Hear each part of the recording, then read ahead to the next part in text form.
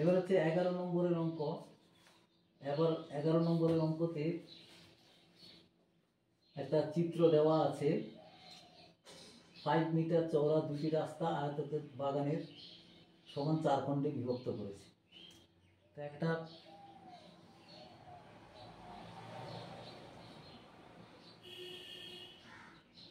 এটা হচ্ছে 60 মিটার আর এটা হচ্ছে 40 মিটার।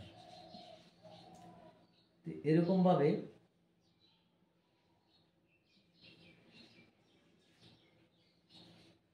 4 খণ্ডে বিভক্ত করেছে, রাস্তা দিয়েছে মাঝখান দিয়ে।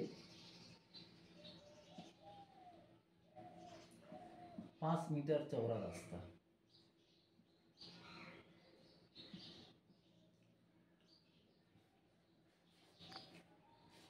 তো এই আয়তাকার বাগানের দৈর্ঘ্য 60 মিটার এবং 40 মিটার। প্রতি বর্গ মিটারে 80 টাকা খরচ হলে রাস্তা তৈরি করতে মোট খরচ পড়বে। দেখো আমাদের বাগানের ক্ষেত্রফল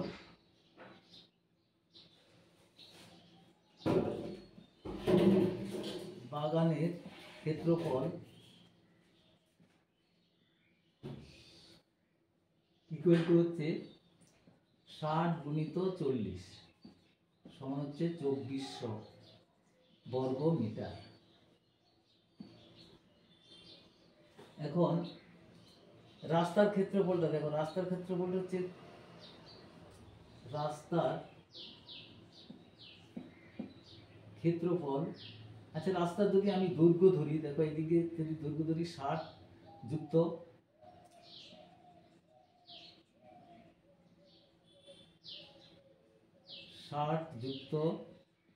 40 ইন্টু 5, তাহলে কিন্তু এইদিকে দেখো, এইদিকে আমি দুবার করে 5 ইন্টু 5টা এখানে ধরে ফেলছি।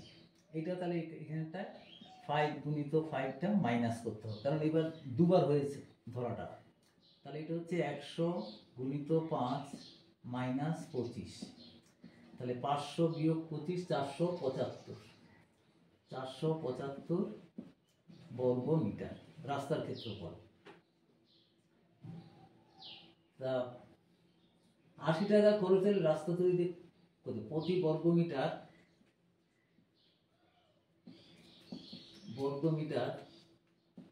80 টাকা হিসাবে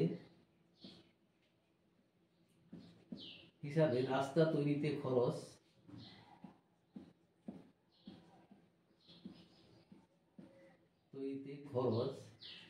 সমান হচ্ছে 475 গুণিত 80।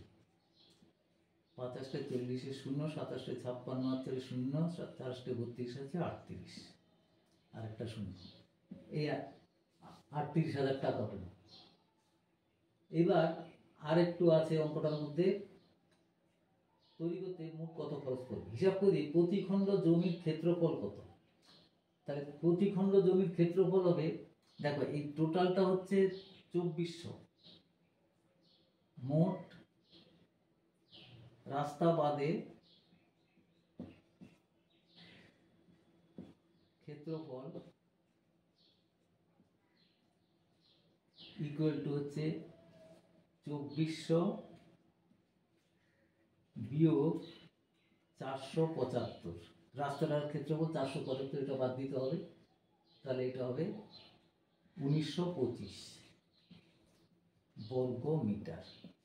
এটা হচ্ছে 4টে খণ্ডের ক্ষেত্রফল। সুতরাং প্রতি খণ্ডের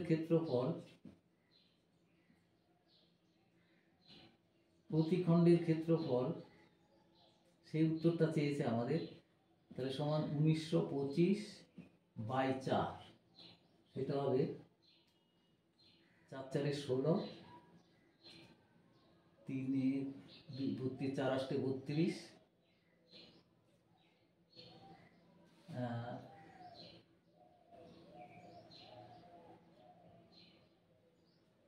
1925কে প্রতি খণ্ডর ক্ষেত্রফল হবে 481.25। এটা আরেকবার দেখা যাক। 2400 থেকে 475 বিয়োগ করছি প্রতি খণ্ড, তাহলে বিয়োগ করলে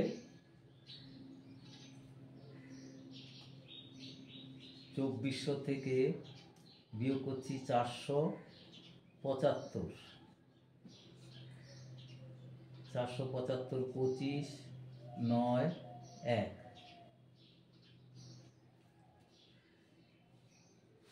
এত বর্গমিটার।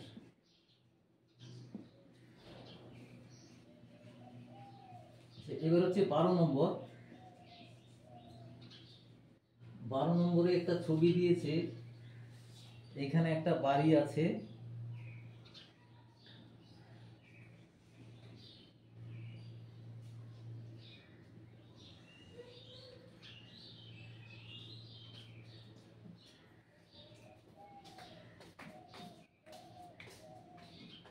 এটা বর্গক্ষেত্র, এটা রাস্তা,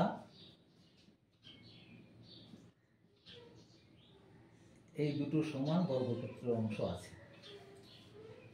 তো আমাদের বাড়ি থেকে রাস্তায় ওঠার পথটি 2 মিটার চওড়া, পথটি হচ্ছে, এটা হচ্ছে 2 মিটার, এটা 2 মিটার চওড়া রাস্তা আছে। পথটি বাড়ির সামনের বাগানকে পাশের ছবির মতো, দুটি ছবিটা যেরকম আছে, এটা বাড়ি, ছবির মতো সমান বর্গক্ষেত্রাকার খণ্ডে বিভক্ত করেছে। এই একটা বর্গাকার, এই একটা বর্গাকার ক্ষেত্র। প্রতি বর্গ মিটার 500 টাকা হিসাবে পথটি তৈরি করতে 8000 টাকা খরচ হয়েছে। 500 টাকা হিসাবে পথটি তৈরি করতে 8000, তাহলে পথের ক্ষেত্রফল, আমি যদি লিখি পথের ক্ষেত্রফল ইকুয়াল টু হচ্ছে 8000 বাই 500,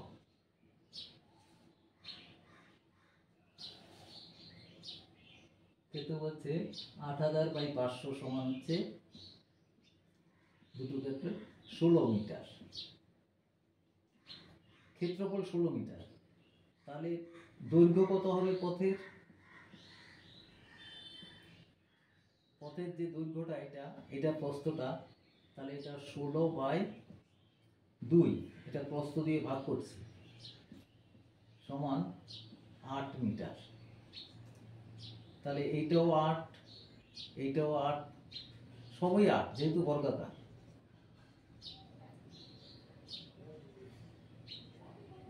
তাহলে বাড়ির দৈর্ঘ্য কত হবে?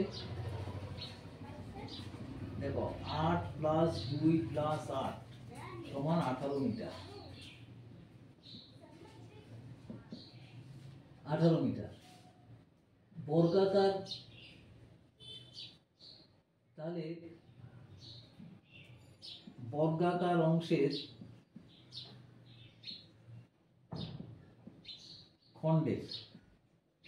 খণ্ডের ক্ষেত্রফল সমান হচ্ছে 8 গুণিত 8 সমান 64 বর্গমিটার। এই একটা উত্তর বেরিয়ে গেল।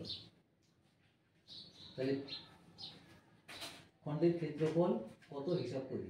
বাড়িটি আয়তকার জায়গার উপর তৈরি, আয়তকার জায়গার প্রস্থ 4 মিটার, বাড়ির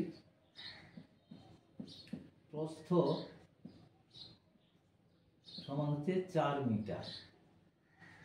দেখো, আমরা আগে কিন্তু বাড়ির দৈর্ঘ্য কিন্তু 18 মিটার পেয়ে গেছি, বলে বাড়িটি কত বর্গমিটার জায়গা আছে। সুতরাং বাড়িটির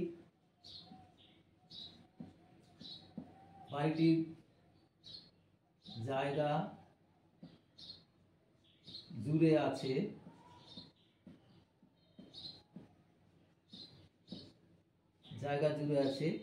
মানে আসলে ক্ষেত্রফল, ব্র্যাকেটে আমি ক্ষেত্রফল কথাটা লিখলাম। তাহলে 18 গুণিত 4 সমান হচ্ছে 72 বর্গমিটার, 72 বর্গমিটার।